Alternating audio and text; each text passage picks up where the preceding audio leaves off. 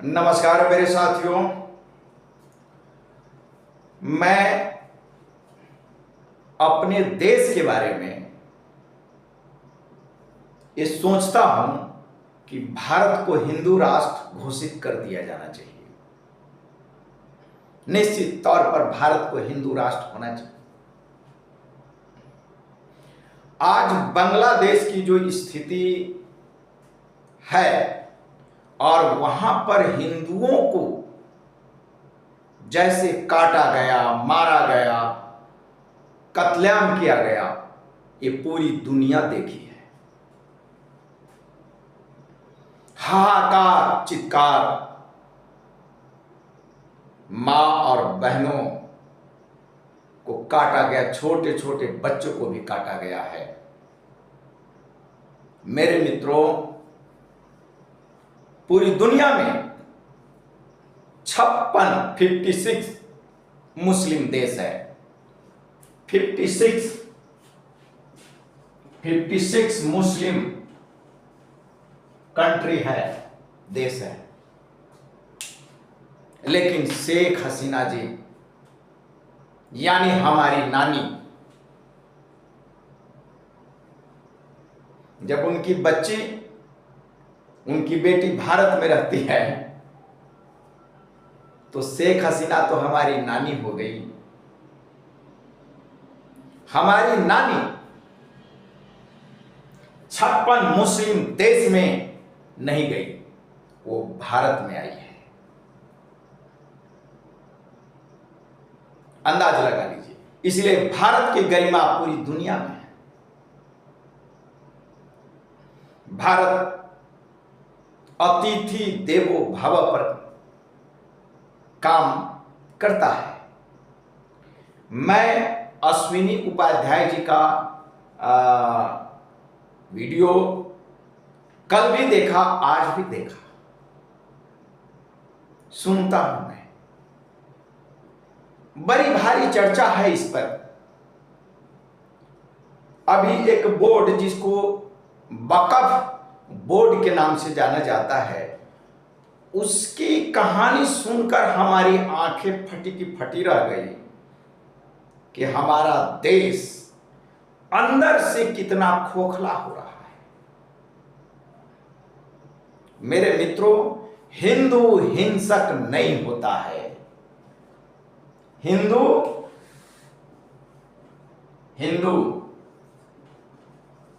हिंसक नहीं होता है।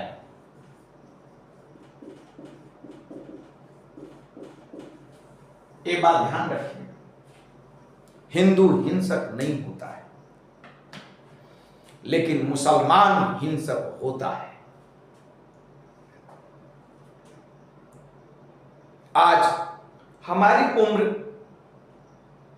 अभी मैं युवा हूं, लेकिन इतिहासों में पढ़ा है, हिस्ट्री इतिहास में पढ़ा है, विदेशी आक्रांता आया है, खुलेआम भारत पर मार काट किया है।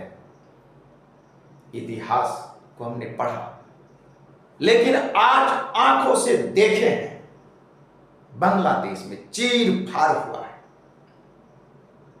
लेकिन अभी भी भारत सहिष्णुता को बढ़ते हुए हैं। और भारत का कुछ मुसलमान कहता है कि बांग्लादेश जैसी स्थिति भारत में भी होगा, यानी वो कहता है कि भारत को बांग्लादेश बना दूंगा। आज मैं वीडियो के माध्यम से ये कह रहा हूं कि किसी के बाप का हिम्मत नहीं कि भारत को बांग्लादेश बना दे। मुझे यहां के वैसे गद्दार मुसलमानों से नफरत है जो अपनी मातृभूमि के खिलाफ बोलता है।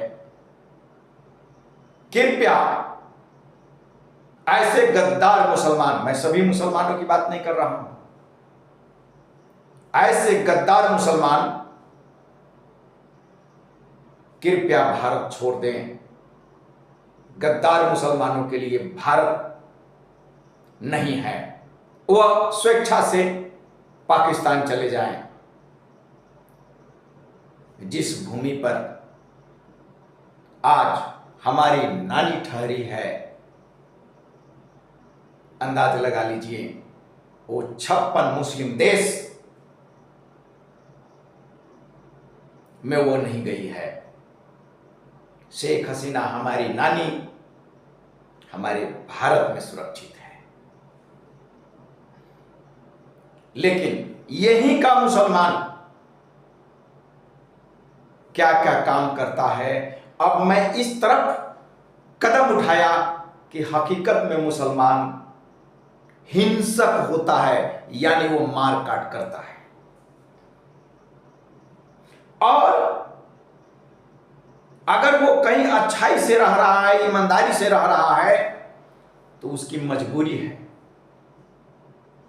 उसकी मजबूरी है, क्योंकि वो संख्या में कम है। वहां जहां संख्या में ज्यादा हुआ, हिंदुओं को परेशान कर देगा, हिंदू के बहू बेटी को रोड पर चलना मुश्किल हो जाएगा।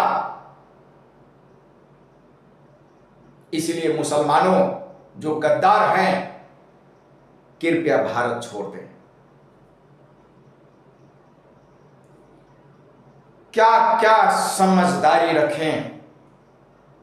बाजारों में जाता हूं तो सब्जी खरीदने में डर लगता है कि ये मुसलमान है, रात्रि में सब्जी पर पेशाब करके हिंदू के मोहल्ले में सब्जी बेचता है, थूक लगा देता है उस सब्जी पर। उस सब्जी में, उस फ्रूट में, फल फूल में नपुंसक बनाने वाले इंजेक्शन भी देता है। बड़े स्तर पर जांच हो, और जितने भी मुसलमान सब्जी बेचते हैं, फल फूल बेचते हैं, उस पर जांच हो। बड़ी गहरी साजिश की तरह, बड़ी गहरी साजिश की तरह हिंदुओं को बर्बाद करने की कार्य, योजना, काम चल रहा है। हिंदू कहां जाएगा? हिंदू हिंसक नहीं है, वो हिंसा नहीं करता है। अगर हिंसा करना होता तो हमारी नानी शेख हसीना जी भारत में सुरक्षित नहीं रहती। ये भारत की महानता है, ये भारत की महानता है। आज भी पूरी दुनिया में सबसे ज्यादा मुस्लिम राष्ट्र है, बुद्धिस्ट है, ईसाई देश हैं। किसी देश के प्रधानमंत्री, किसी देश के राष्ट्रपति बांग्लादेश में जो हिंसा, हिंदुओं पर अत्याचार हो रहा है, उसके खिलाफ आवाज नहीं उठाया। यहां तक कि भारत का कोई भी मुस्लिम नेता आवाज नहीं उठाया। कहां गए मुस्लिम का सबसे बड़ा नेता कहे जाने वाले ओवैसी जी? एक भी शब्द उनके मुंह से नहीं निकला। लेकिन वक्फ बोर्ड पर धरास प्रवाह बोलते हैं। वक्फ बोर्ड पर जो बातें मैंने वीडियो पर देखा, मैं कानून का जानकार नहीं हूं, लेकिन कानून की जानकार हो या जो जेपीसी बना करके अभी वो भेजा गया है उस पर, वो वक्फ बोर्ड पर, भाई वक्फ बोर्ड तो समाप्ति कर देना चाहिए, रहना नहीं चाहिए।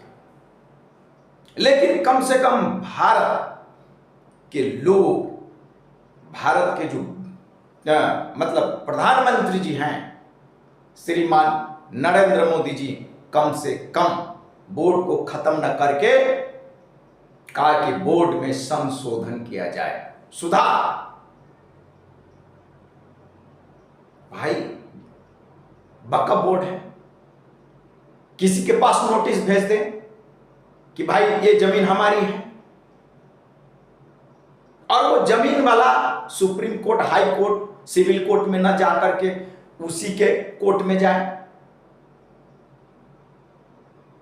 वक्फ बोर्ड में आवेदन दे, वक्फ बोर्ड में दौड़ लगाए। यानी बिहार में एक थाना प्रभारी से हमारी बात हुई तो कह रहे थे कि चोर जो चोरी करने आता है हमसे पूछ कर आता है कि हम फलाने यहां चोरी करेंगे, डाका डालेंगे, डकैती करेंगे, डकैती हो जाएगा तब आइए। थाना प्रभारी बोल रहे थे, SHO